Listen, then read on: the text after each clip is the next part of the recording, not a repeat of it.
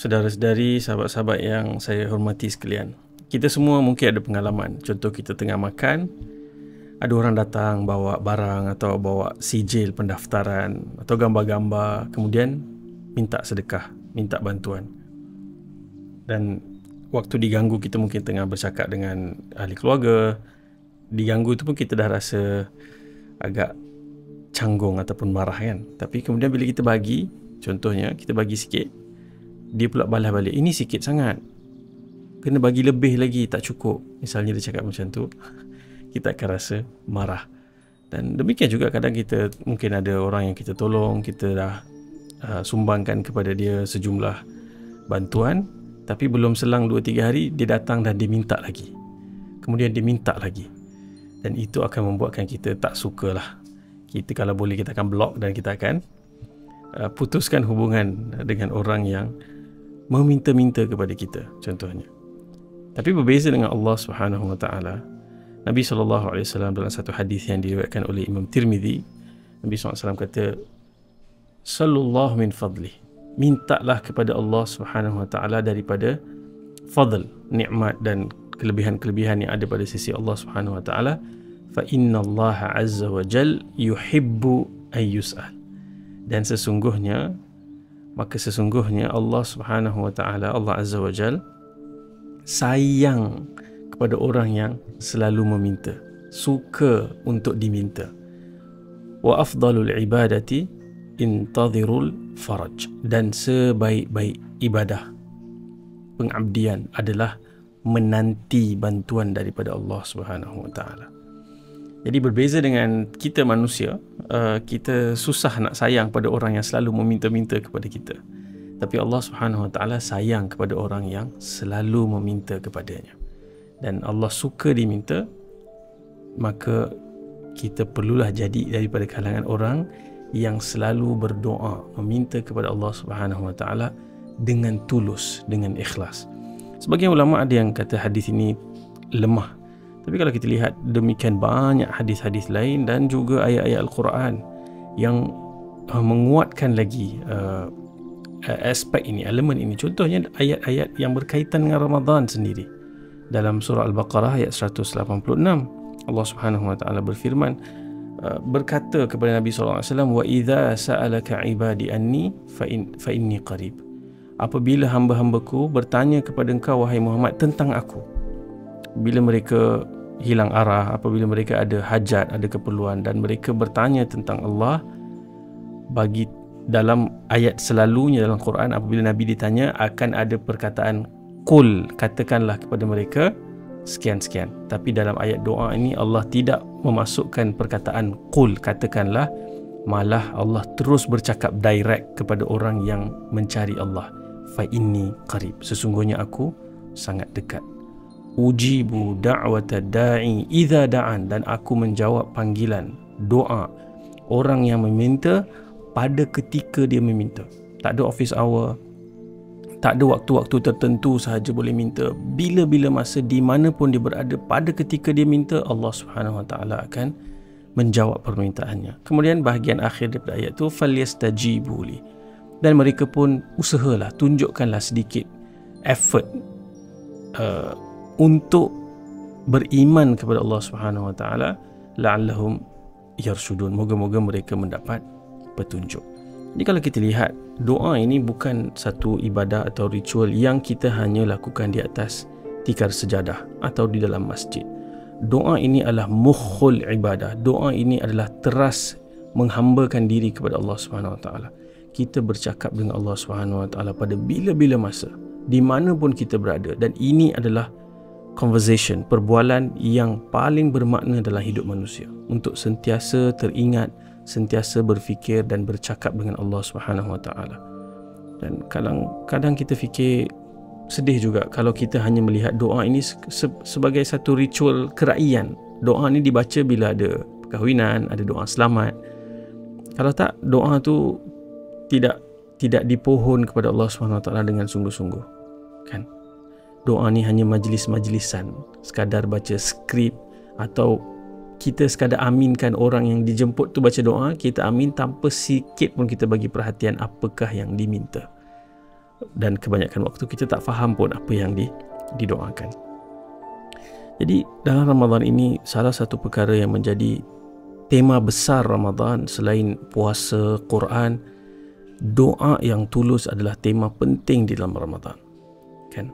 Dan kita juga melalui Ramadan ini dalam keadaan yang cukup duka cita melihat kebuluran, pembunuhan, genocide yang berlaku di Gaza. Demikian juga kebuluran yang berlaku di Sudan, di Yaman, dan di banyak lagi tempat lain, termasuk sahabat-sahabat kita di Uyghur, di China, yang dimasukkan dalam camp dan didera dan dicabut identiti agama mereka.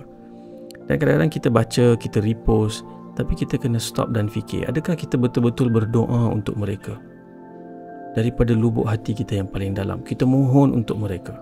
Dan kalau kita lihat hadis yang tadi kita bacakan itu, sebaik-baik ibadah adalah menanti bantuan Allah Subhanahu Wa Taala turun.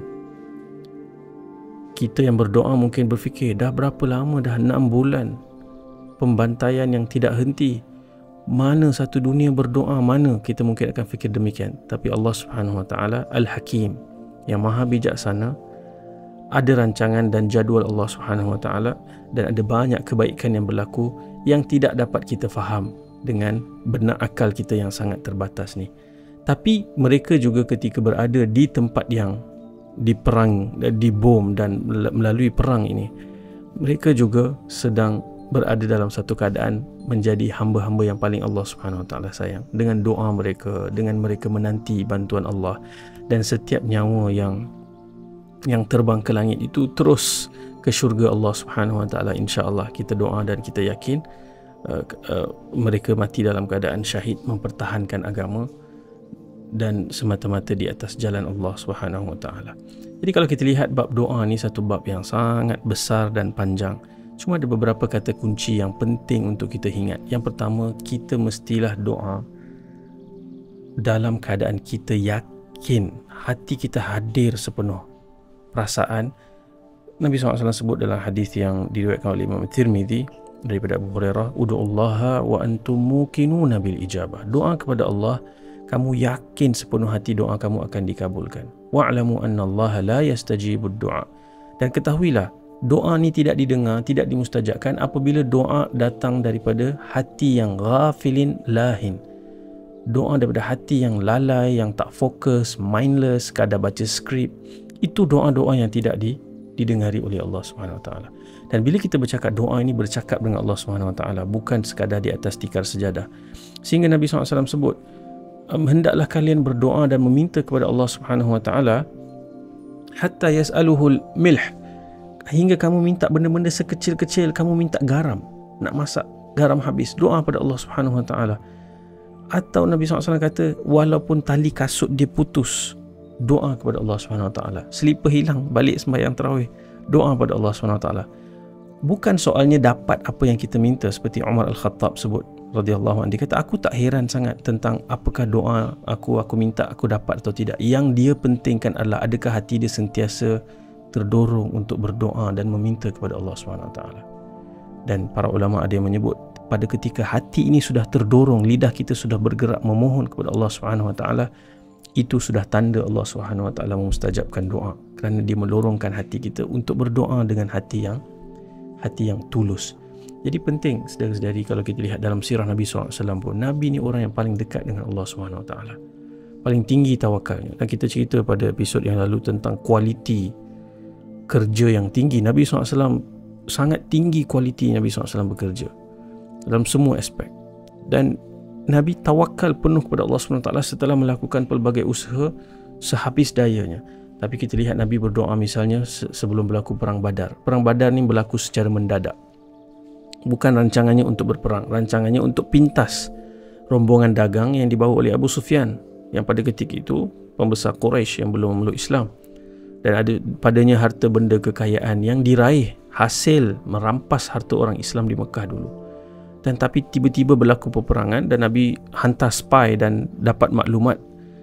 Nabi tanya, tahu tak, ada orang yang Nabi jumpa di tengah padang pasir, tahu tak berapa jumlah tentera musyrikin? Dia kata tak tahu. Nabi tanya soalan susulan nak tunjukkan Nabi punya smart, kecerdasan. Nabi tanya berapa unta mereka sembelih sehari untuk makan, dan dia kata 10 ekor unta, dan Nabi tahu ada 1000 tentera kerana satu ekor unta makan 100 orang. So ada 1000 tentera, dan umat Islam hanya ada 313 dengan senjata yang sangat-sangat minimal, sangat sikit, dan kuda yang sangat sikit juga. Dan pada ketika Nabi berdoa, Nabi mengangkat tangan semakin tinggi, sehingga dalam riwayat menyebutkan sampai nampak ketiak Nabi SAW yang putih jatuh selendang Nabi SAW. Nabi kata, Ya Rab, intuhlik hadhil isabah, kalau musnah, binasa kumpulan ini, kumpulan kecil ini, falan tu'bada fil ardi abada, kamu tidak akan disembah ya Allah di muka bumi ini selama-lamanya ya Allah. Nabi berdoa sehingga Abu Bakar As-Siddiq datang pujuk Nabi, wahai Nabi, cukup Nabi, cukup. Padahal dulu kalau kita baca dalam kisah di Gua Thur, Nabi yang pujuk Abu Bakar, di sini Abu Bakar yang pujuk Nabi SAW. Dan kita belajar doa mesti dalam keadaan khusyuk, khuduk, tunduk, merasa lemah, tiada daya upaya, melainkan kita mengharapkan bantuan daripada Allah Subhanahu Wa Taala. Bahkan ada ulama yang sebut, kalau kita doa dalam keadaan kita bergantung harap dengan usaha kita, melebihi bergantung harap daripada Allah, kita kata, alah, resume aku ni dah cukup hebat dah, doa ni sekadar doa lah, tapi aku tahu aku akan dapat. Itu doa yang tidak datang daripada hati yang tunduk dan ikhlas dan tulus, merasa kecil di hadapan Allah Subhanahu Wa Taala. Itu daripada hati yang sombong, yang bergantung dengan dirinya, seperti Qarun yang menyebut ini semua disebabkan kelebihan yang ada pada diri aku. Dia tidak memberikan kredit kepada Allah Subhanahu Wa Taala. Dan ada satu doa yang Nabi SAW ajarkan, dan ini doa yang penting untuk kita hafal dan kita selalu baca, iaitu doa yang diriwayatkan oleh Abu Daud, An-Nasai, Ibnu Majah, dan hadis ini hadis yang sahih. Doanya berbunyi, Allahumma inni a'udzubika min ilmin la yanfa. Ya Allah, aku mohon perlindungan daripadamu daripada ilmu yang tidak bermanfaat. Wa min qalbin la yakhsha, daripada hati yang tidak khusyuk, hati yang lalai, hati yang sentiasa terganggu. Wa min nafsin la tashba, daripada jiwa ataupun diri yang tidak pernah puas, sentiasa haus, tak pernah rasa cukup. Dan terakhir daripada doa ini, wa min du'ain la yusma, dan aku mohon lindung daripada doa yang tidak didengar, yang tidak dimustajabkan. Dan kalau kita boleh bagi assignment, ini podcast yang ada assignment, cuba fikirkan susunan doa ini. Yang pertama, kita minta pelindung daripada ilmu yang tidak bermanfaat. Apa kaitannya selepas itu dengan hati yang tidak khusyuk? Apa pula kaitan selepas itu dengan jiwa yang tidak pernah puas? Dan diakhiri doa itu, apa kaitannya dengan doa yang tidak didengar dan dimustajabkan? Kongsikan renungan, refleksi sahabat-sahabat di ruang komen supaya kita dapat mengambil manfaat. Dan kita jadikan doa ini satu amalan, dan kita jadikan Ramadan ini, kita sudah 10 Ramadan, Alhamdulillah, kita ada kurang lebih 20 hari lagi, dan kita nak rebut semua kesempatan. Dan kita lihat pelbagai kelebihan orang yang berpuasa, doanya mustajab, orang yang nak buka puasa, doanya mustajab. Dan pada hari Jumaat selepas asar, ataupun di antara dua khutbah tu, waktu imam duduk, doa mustajab. Selepas asar sampai maghrib, doa mustajab. Dan saya cadangkan, kalau sempat, ada kemampuan, ada kelapangan, cuba jadikan satu tabiat baru bermula Ramadan ni.